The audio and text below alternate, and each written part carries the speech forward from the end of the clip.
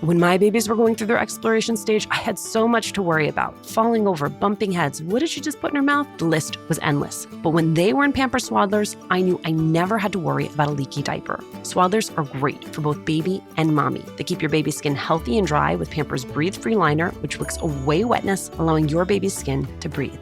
Swaddlers have always given me peace of mind, knowing that diaper rash and leaky diapers were not in our future. There's also the blowout barrier at the back waist to help prevent up to 100% of leaks, even blowouts. Pampers Swaddlers are dermatologist approved by the Skin Health Alliance, hypoallergenic and free of parabens and latex. Your baby deserves that. And they're available in a wide range of sizes from newborn to size 8, and now feature designs with the newest animal characters, Shiloh the elephant and Freddie the duck. Having a diaper you can depend on is important, and it's why I have always loved Pampers, the #1 pediatrician recommended brand. Download the Pampers Club app today to start earning rewards with every diapers and wipes purchase. Not to mention, get great parenting content with Pampers Club.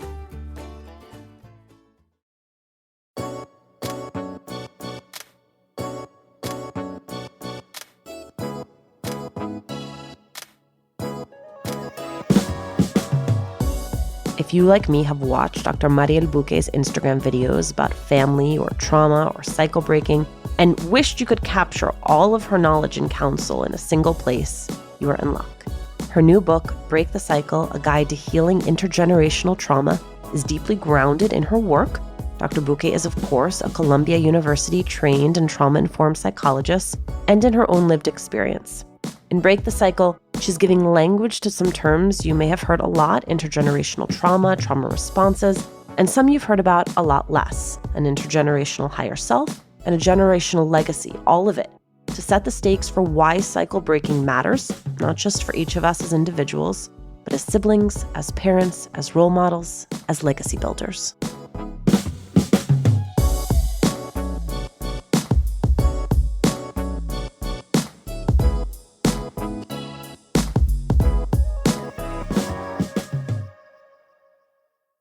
Hello, my friend. Hi. You did it. Congratulations.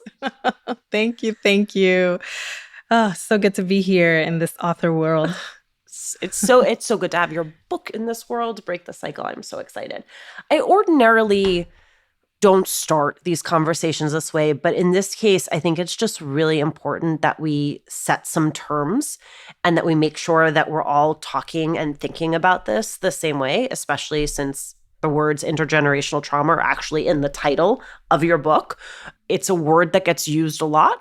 It's a big Instagram term of the moment. Define for me what you mean when you talk about intergenerational trauma, how it shows up.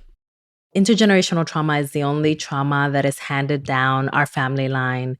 And it happens at the intersection of two modes of transmission. The first of which is our biology, which is the actual genetic makeup that we, in essence, inherit from our parents. And if they themselves had actually lived a life that was embedded with chronic stress or trauma itself, like they had adverse experiences that basically led them to be in a constant state of waiting for the next threatening experience to happen. If that was a part of their lived experience, it could have made it so that those experiences would have eventually altered their genetic code. And that genetic encoding, we call that, kind of like epigenetics, when our environment and what happens in our environment and the stress in our environment basically stimulates our genes to either turn on or off. And so if that's the case, when our parents conceive us, they actually conceive us with those genetic encodings. And what that can do for someone is that it can create this emotional predisposition to a vulnerability to stress and trauma. So we already have kind of like those initial experiences of trauma being situated in the body and being more of a biological situation. And then comes everything else that happens thereafter. Like once you're born, then let's say that you're born into a family where chaos is the norm, where people are constantly arguing and your little nervous system is developing around a lot of loud noises and around a lot of chaos, and it's internalizing that your environment is not safe. You enter the school system, maybe you get bullied there. And maybe your first relationship is one where the person that you were with had maybe like some toxic relationship qualities. And then, you're like out into the world and you realize that because of the color of your skin, you're pervasively discriminated against. And then you have to hold all of that oppression with you as well. So you're already born with this emotional vulnerability. And then all of life presents you with different scenarios that can actually like pummel you and emotionally surface what we then call trauma symptoms. Not only were your parents in a state of trauma, now you are too. And now what we're talking about is intergenerational trauma because it's present in two generations. When you talk about trauma like this, you write extensively about how we carry this trauma in our bodies, but also how trauma then informs our response to things that happen every day. And trauma response is another one of these terms that has become frequently used to the point that sometimes I don't think everybody's saying the same thing. So when you write and talk about trauma response, what is it you are writing and talking about? I'm primarily talking about a very body-based response that is situated in the nervous system. Because the word trauma has been so widely utilized and popularized, which in part I really do believe is a good thing, I can appreciate how when we, in essence, overutilize the term, we do contribute to destigmatizing it. However, trauma itself is a process that is inculcated primarily in the nervous system, in that it makes it so that we're constantly experiencing this perception of threat. And we're, in essence, like defaulting to that more often than not, even when there's no threat in sight. And when that happens, it overtaxes our mental and physical bodies. And it makes it so that we become more susceptible to actual chronic illness, both on the mental category and also in the physical health category. When my babies were going through their exploration stage, I had so much to worry about. Falling over, bumping heads, what did she just put in her mouth? The list was endless. But when they were in Pampers Swaddlers, I knew I never had to worry about a leaky diaper. Swaddlers are great for both baby and mommy. They keep your baby's skin healthy and dry with Pampers Breathe-Free Liner, which wicks away wetness, allowing your baby's skin to breathe. Swaddlers have always given me peace of mind knowing that diaper rash and leaky diapers were not in our future. There's also the blowout barrier at the back waist to help prevent up to 100% of leaks, even blowouts. Pampers Swaddlers are dermatologist approved by the Skin Health Alliance, hypoallergenic and free of parabens and latex. Your baby deserves that. And they're available in a wide range of sizes from newborn to size 8, and now feature designs with the newest animal characters, Shiloh the elephant and Freddie the duck. Having a diaper you can depend on is important, and it's why I have always loved Pampers, the #1 pediatrician recommended brand. Download the Pampers Club app today to start earning rewards with every diapers and wipes purchase. Not to mention, get great parenting content with Pampers Club.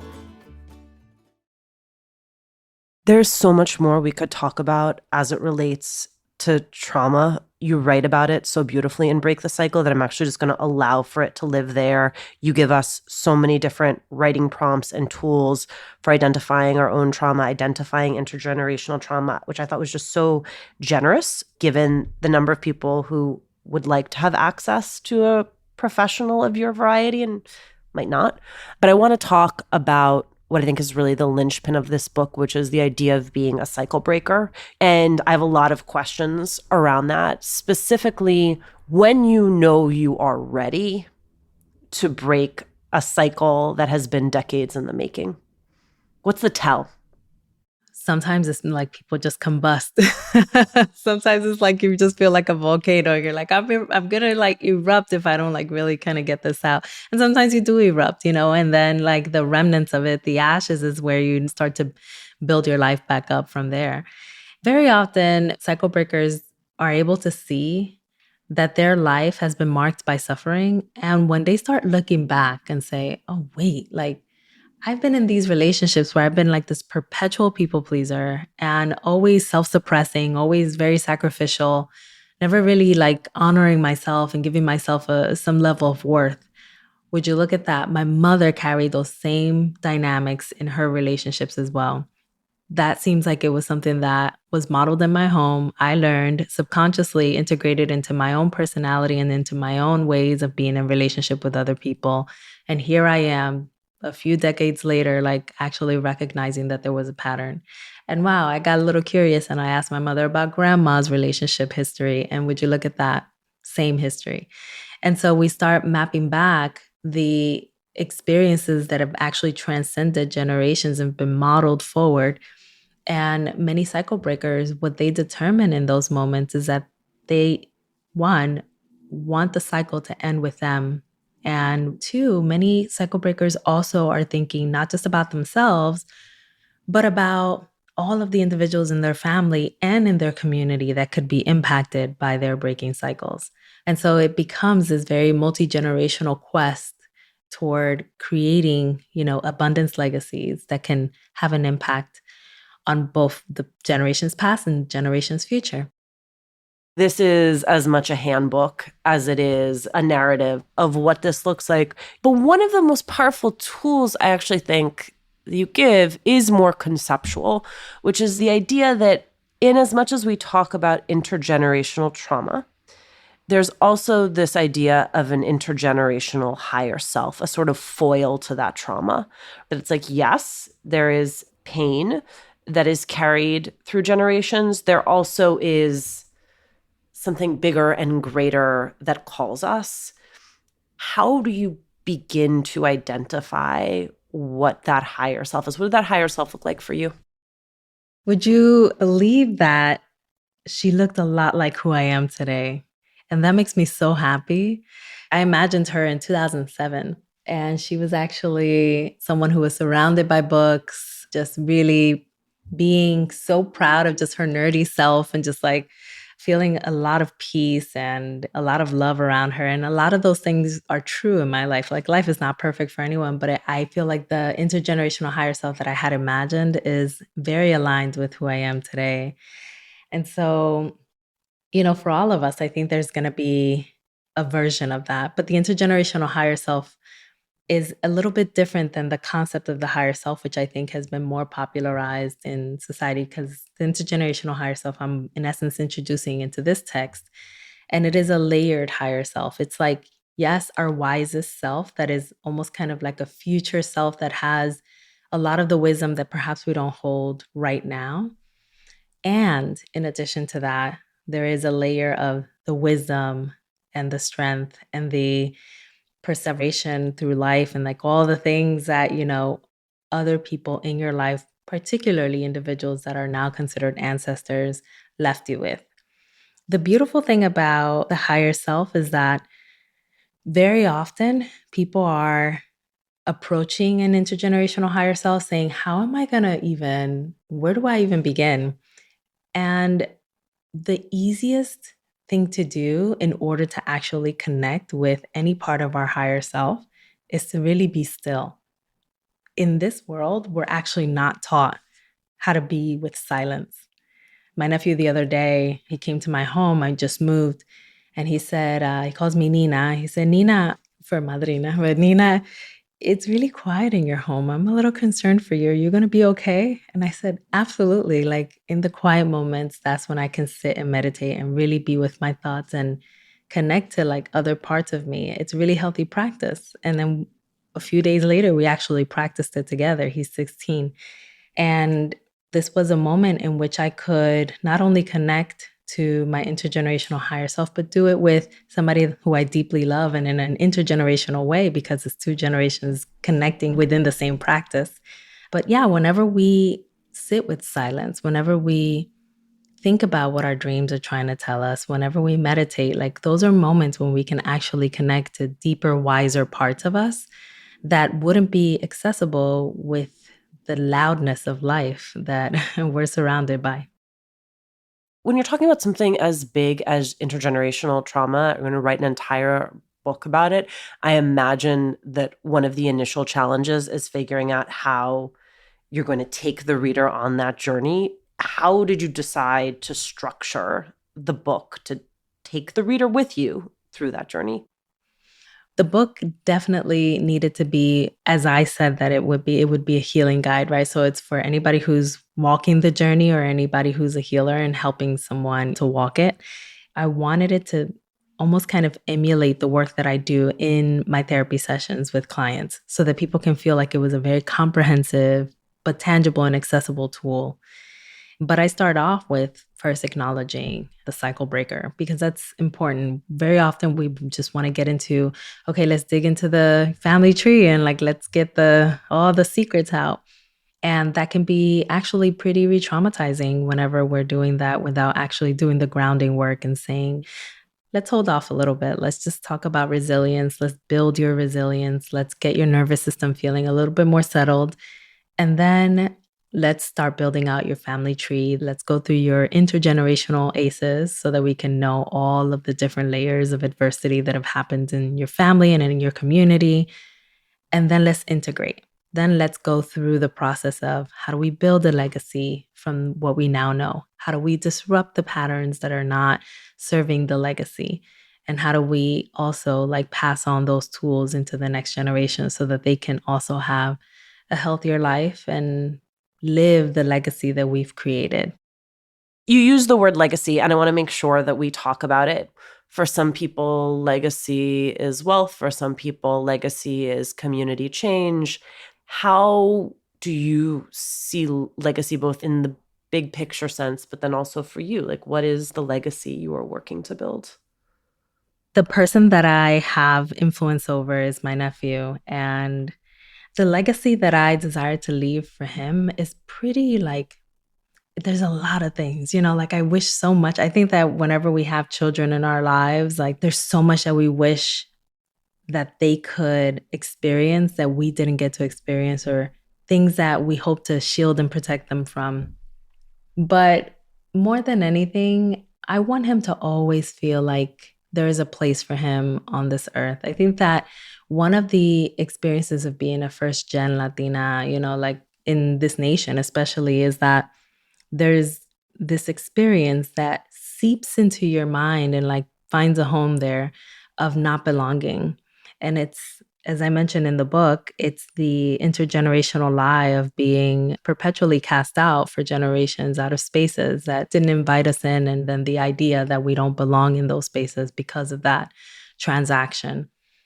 And one of the most powerful moments, as I mentioned in the book, was when my mother told me, like, you come from a line of strong people. Go back in there. Just show them that you know who you are. And my sister actually also gave me beautiful words of wisdom where she mentioned to me when I was entering undergrad, no one there is any better than you. I mean, we're coming from a low-income neighborhood in Newark, New Jersey, right? And even in Newark, we were poor for Newark. And so I think she understood that being 3 years older than me. She had already been in college for a few years. And I think whatever messages she was internalizing, she was trying to help guard me from having internalized those messages. So I wasn't fully effective because I think, entering, especially the Columbia school system, it was just like so embedded in elitism and like racism and sexism and all the isms really kind of represented in one institution that it was really hard to battle. But I want to be able to equip my nephew in an even better way than I was equipped. Even though I got all that love and wisdom, I want him to have even more of that. Why dedicate the book to your sister, Layli? Oh, my sister. My sister is who I call my person. My mother actually calls my sister and I her right and left lung. I believe that many eldest daughters never really, or not as frequently as probably they should, get some sort of a paid respect back for what they've done, even if it was not voluntary. My sister, like many eldest daughters of immigrants, like many Latinas, like many women in society, right, are socialized, especially girls are socialized to care for their younger siblings, which she did for me. And I remember how I felt like, even when my sister, as I mentioned in the book, almost lost her life, like even when she almost lost her life, I felt like I was almost about to lose my mother because my sister took so much care of me. And so she deserves those flowers. And also, my sister is really someone who taught me how cycle breakers operate in a very personal way, because she actually would do things that cycle breakers tend to do out of sheer intuition. And I had no idea that she was actually breaking cycles back then. I mean, when her son was even born, I remember the ways that she would actually talk to my mother about the tones that we were to use with her child in the room, the fact that she was not imposing like corporal punishment, like we're not going to use the chancla. And so there were other ways in which she decided, like, actually, I want different for him. So because she's an actual cycle breaker, it is because of her that I even get to say that I am a doctor. And I believe that she deserves that flower or set of flowers, that bouquet, like my last name. She deserves it. Thank you. Thank you so much for being here. Thank you.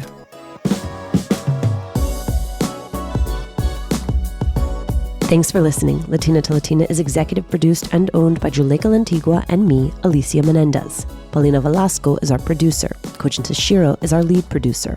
Trent Lightburn mixed this episode. We love hearing from you. Email us at hola@latinatolatina.com. Slide into our DMs on Instagram or tweet us at Latina to Latina. Check out our merchandise at latinatolatina.com/shop. And remember to subscribe or follow us on Radio Public, Apple Podcasts, Google Podcasts, Good Pods, wherever you're listening right now. Every time you share the podcast, every time you leave a review, you help us to grow as a community.